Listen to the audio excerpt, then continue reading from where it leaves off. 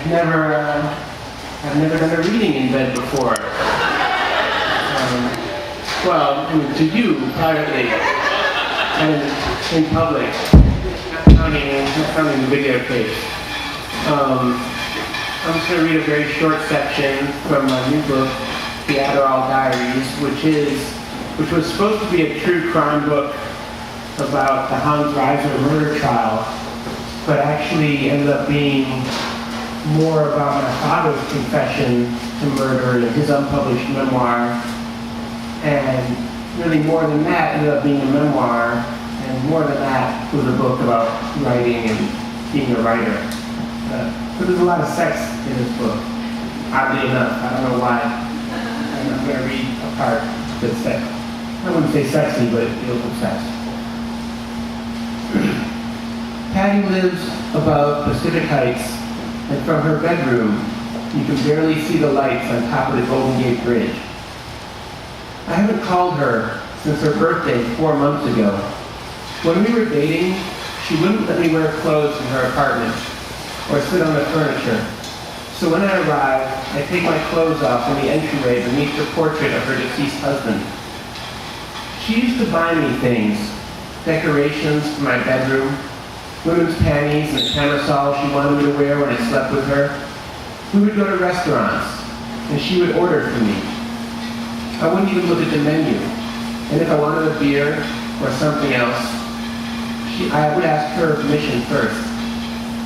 Patty ties me to the bed, face down, and stuffs her panties in my mouth. She beats me first with a thick paddle, and then a cane. I try to clear my mind and let the pain wrap around me, separate the individual welts. I like this feeling, this helplessness. I like knowing there's nothing I can do. There's still at least a month left in the trial. Hans has been raising his hand in court, interrupting the proceedings. The judge reprimanded him in front of the jury. I've been making extra money filing reports for 2020. I call several times a day to tell them who the witnesses are, if any new information is presented. The producer at 2020 told me 48 hours might do a book about the trial and get Sean to sign an exclusive agreement. She was making it up, hoping I would sabotage the competition. It was all just ugly. The trial has gone 3 months already.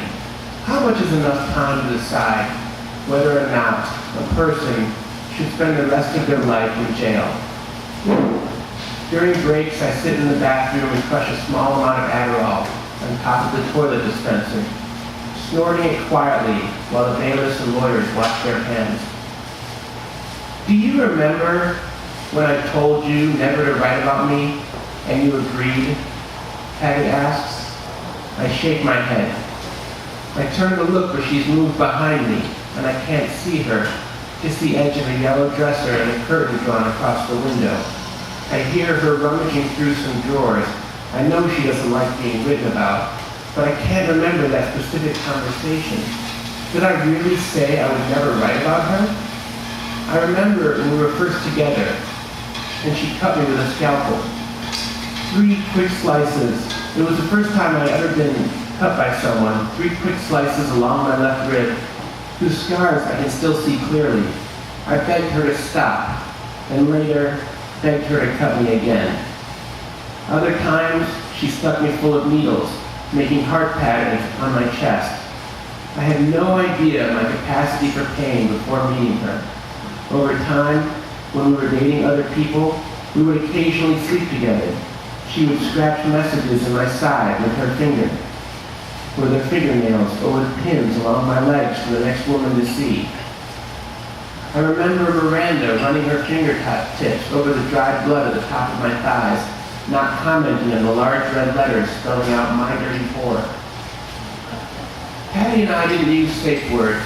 We didn't play safe, saying consensually. She told me to call her daddy and threatened to shave my head. Sometimes she hit me when she was angry, when we were just walking down the street. Then she started taking pills for her anger, and she became someone else. I don't know why I allow you to keep hurting me, Patty says, sitting next to me on the bed. I wait, moving just enough that my shoulder is against her leg. She gets up and hits me again, much harder, then again.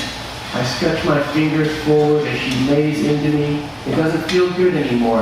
I'm thinking about Lizette and my father and someone who said that a writer will always sell you out.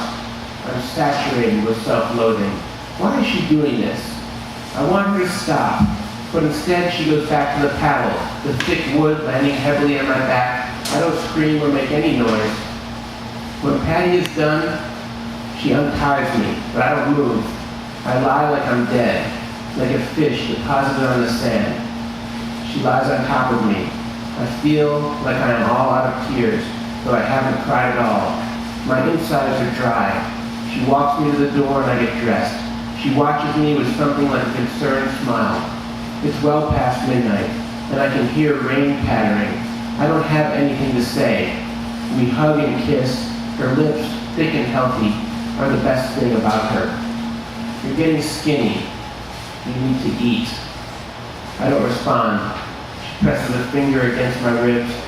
Don't ever call me, she says, or try to contact me again. Thank you.